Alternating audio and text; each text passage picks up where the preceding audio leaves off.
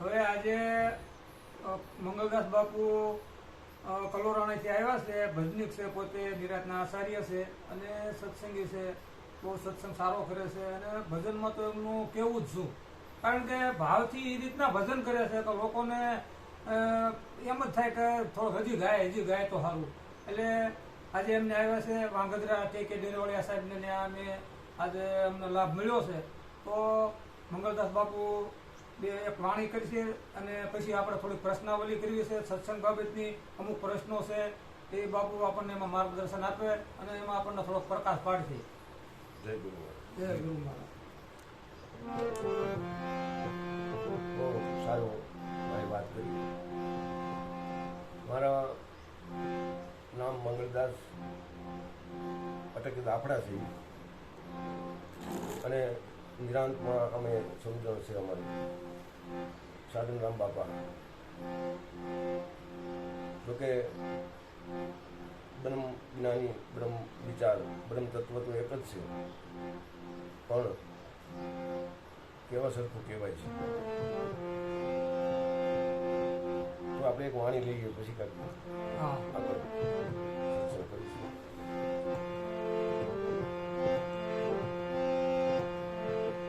नाम लिया तो सब किया सकल शास्त्र का वैद, बिना नामे नरक गया, पंडित पढ़ चारे में,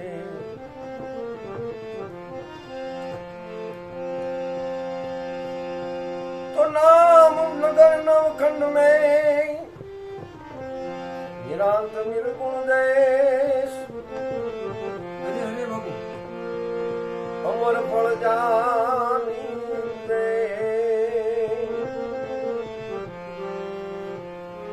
ओ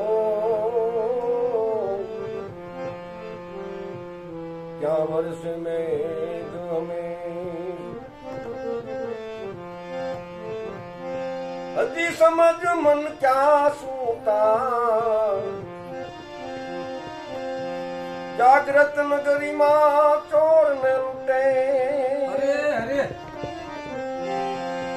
जागृत नगरी माँ चोर नहीं लूटे, जख मारेगा जमदूका, नाम भजन विना नहीं।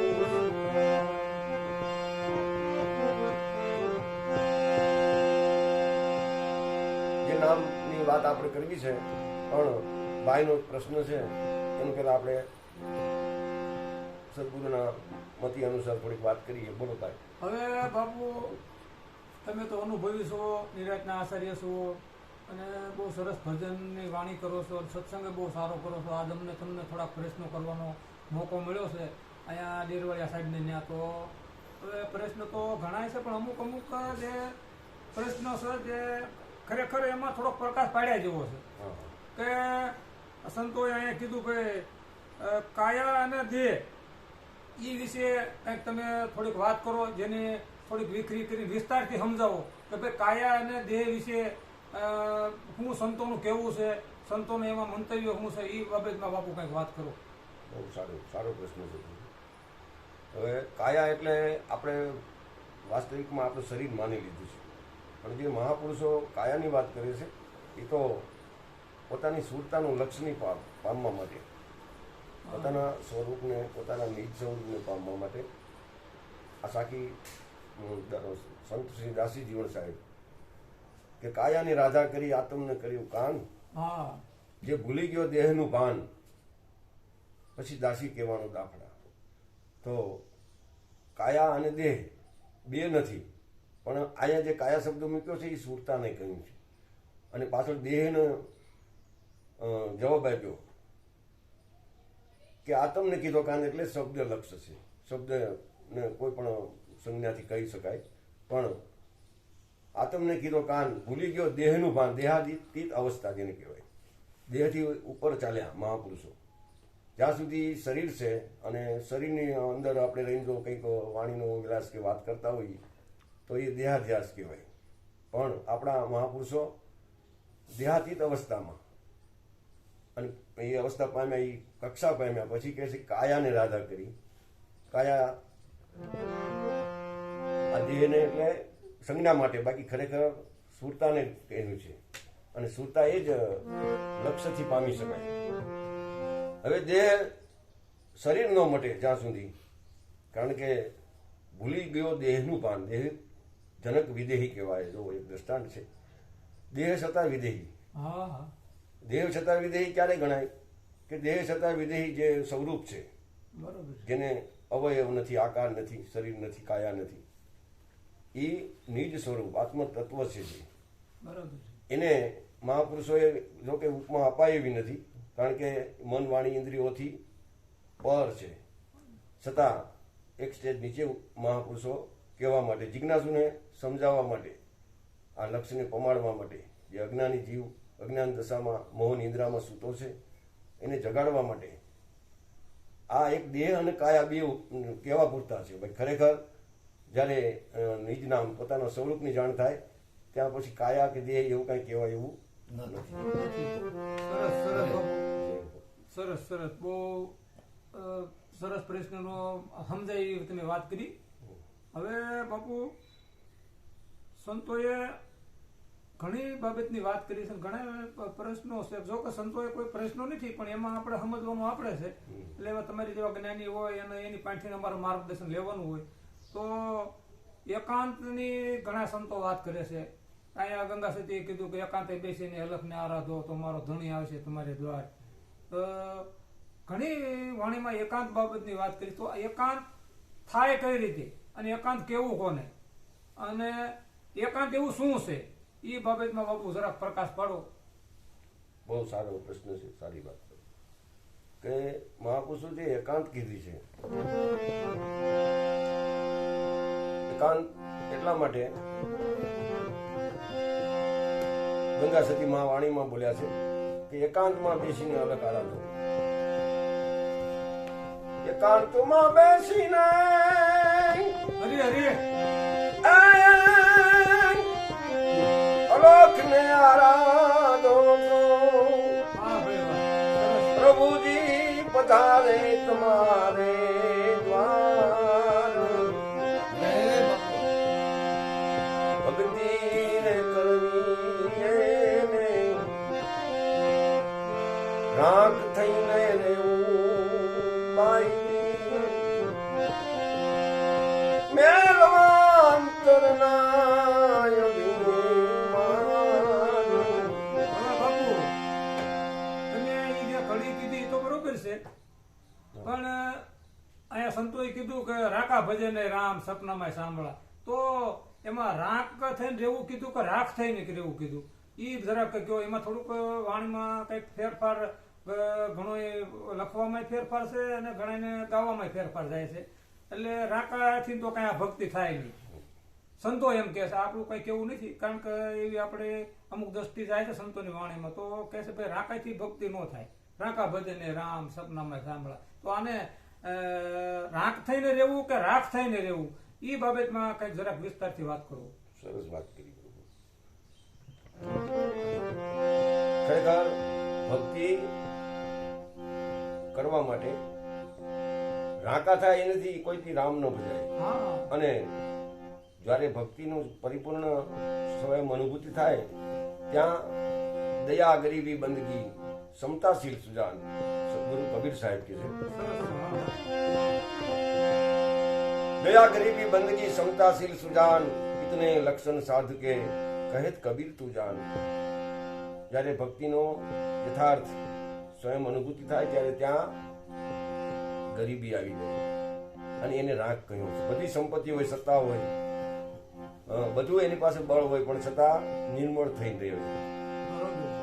અને રાકા એટલે પોતાની પાસે છે છતાં એ પરમાર્થ કે પુરુષાર્થ કરતા નથી, એ રાકા કહ્યા છે. અને રાગ એટલે બધું હોવા છતાં પોતાના સ્થિતિમાં પોતે રાગ બની ગયા. એટલે પછી જગતની કોઈ વસ્તુ માંગવાની આશા તૃષ્ણા એની એકેય નહીં ઉર્મા, જેને આંખે પોર આનંદ, એ સ્થિતિ પામ્યા પછી રાગ બની ગયા. પછી કોની આગળ ભીખ માંગવી, પણ છતાં એ કેવા પૂરતું કહે છે કે ભાઈ અલગ કે અમલ પર ચડે યોગીઓ કો જણાય તરણ સમ જગત બાદશાહી. આ જગતના બધા ઐશ્વર્ય બધા શું નાશવંત લાગે અને એ જ ખરેખર રાગ કહેવાય.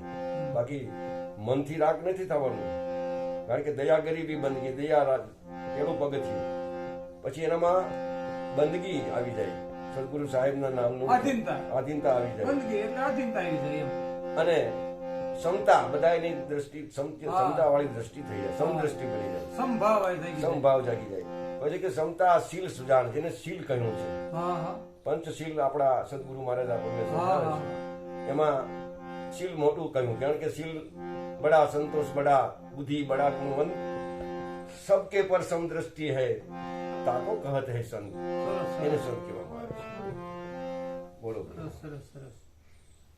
તો સરસ તમે વાત કરો છો અને અમને આનંદ આવે છે વાતમાં. હવે ઘણા સંતો અહીંયા હવે જુસ્સો રાખો એમ થોડો. હા અવાજ. હા ગીતાજીમાં કૃષ્ણ ભગવાને જો ઘણી બધી બાબતો વાત કરી. જો કે ગીતાજી ઘણા ગુડ છે. એકાદી બે વખત વાંચી આપણને એની સમજણ પડી જાય એ વાત નથી, પણ ગુરુનો કંઈક ઉપદેશ લીધો હોય તો જલ્દી એની લાઈટ થાય છે. હવે ગીતાજીમાં ભગવાન કહે છે કે હે અર્જુન, દરેકમાં હું છું. પૃથ્વી, જળ, આકાશ, વાયુ, તેજ, ચૌદ બ્રહ્માંડમાં હું છું. દરેકમાં હું છું. અર્જુન પણ હું છું. હે અર્જુન, દરેકમાં હું છું પણ મારામાં કોઈ નથી. એટલે આમાં કંઈક થોડોક ભગવાન કંઈક ઈશારો કંઈક એમાં થોડુંક ગુડ કંઈક કહેવા માંગતા હોય તો એમાં થોડોક પ્રકાશ પાડો. હા સરસ. હવે એમાં કૃષ્ણ પરમાત્મા કહે છે કે હે અર્જુન, પર્વતોમાં હિમાલય હું છું, નદીઓમાં ગંગા ભાગીરથી હું છું, 5 પાંડવોમાં સહદેવ, નિકુળ, ધર્મ અને અર્જુન અને ભીમ પણ. અર્જુન એ પણ હું છું, ભીમ પણ હું છું. આ પાંચેય હું છું. તો અર્જુનને પ્રશ્ન થયો, તમે જો અર્જુન હોય તો હું કોણ? સરસ. હવે જે હું કોણ છે એ સમજવા માટે આપણે સદગુરુના શરણે એટલે જવું પડે છે. કોઈ પણ વ્યક્તિને કહો તો કે છે હા હું છું કરે, પણ હું કોણ છું, મારું મૂળ અસ્તિત્વ શું છે? એટલે કૃષ્ણ પરમાત્મા કહે છે કે હું બધામાં હોવા છતાં બધાથી નિર્લેપ છું. હે અર્જુન, સોહમ બ્રહ્મ અગાઢ છે, જેને લીપે છીપે નહીં કોઈ. આ ઘટ ઘટ પ્રગટ રમી રહ્યો, તાકો ચીને બિરલા કોઈ. હે અર્જુન, કોઈ તત્વમસી તત્વજ્ઞાન વાળો પુરુષ હોય એ જ મારા આ લક્ષ્યને પામી શકે છે. ત્યારે અર્જુનને પ્રશ્ન થયો કે પ્રભુ બધાયમાં તમે હો અને મારામાં તમે હો, વાત સાચી, પણ મને આ વ્યાપક તમારું જે નીચ સ્વરૂપ છે એ ઓળખાતું નથી. ત્યારે કૃષ્ણ પરમાત્મા કહે અર્જુન, તું ચર્મ ચક્ષુથી મને જોવા માંગે છે એવો હું નથી. મને જોવા માટે તારે જ્ઞાન દ્રષ્ટિ જોશે, જ્ઞાન ચક્ષુ જોશે.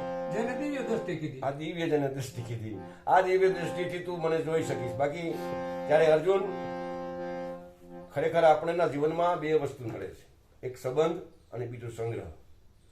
પાંડવોને પણ એ જ નડ્યું, સંબંધ નડ્યો. સંબંધમાં ગમે ત્યારે આપણે કોઈ એવો પ્રસંગ બન્યો હોય તો સંબંધમાં ઘણી વાર આપણે કંઈક જવું જ પડશે, એમાં નહીં ચાલે. તો સંબંધ એવો હોય કે ત્યાં ક્યાંક આપણે ઊભા રહી જાય છે. એ મનુષ્ય દેહમાં અવતારમાં આપણને પહેલો તો એ જ નડે, સંબંધ મુકાય નહીં. અને એક સંગ્રહ, પછી ભલે માયા હોય, સંપત્તિ હોય, જ્ઞાન હોય, કે કોઈ પણ વસ્તુનું આપણે ગ્રહણ કર્યો અને એનો સંગ્રહ કરો, એનો પણ આપણે નડતર થાય. ઘણી વાર એવું થાય કે મેં ગીતામાંથી ભાગવત પુરાણ અમુક બધાનું વાંચનાર હું છું અને બધું જાણી લીધું, પણ એવો અહમ થાય કે હું જ્ઞાની છું, હું સંત છું, હું ભગત છું. આવો અહમ થાય એટલે કૃષ્ણ પરમાત્મા અર્જુનને કહે છે કે ભાગવત ગીતા કુરાન ગમે તેટલા પુસ્તકોમાં લખાતો જ નથી હું. વેદોએ શાસ્ત્રોએ નેતિ નેતિ કહી વેદ પુકારે, વેદ કી અજબ નિશાની. વેદોએ ખાલી નેતિ નેતિ આ નથી, આ નથી, એ નથી એમ કર્યું, પણ જેમ છે તેમ તો મારા હરિગુરુ સંતો જ એનો નિચોડ કાઢીએ. કારણ કે હે અર્જુન, હું વ્યાપક છું. તો આ મળ આપણે કરતા હોય તો એમાં નહીં હોય. એક દૃષ્ટાંત છે, મળમાં હું નહીં હોઉં. કારણ કે જગ મેં એસી જગા નહીં જહાં ઈશ્વર નહીં. વ્યાપક છે એટલે ઘટે ઘટની અંદર એ એનું સાબિત અસ્તિત્વ છે. તો મળમાં હશે કે નહીં હોય, કહે છે કે મળમાં હોવા છતાં હું નિર્લેપ છું.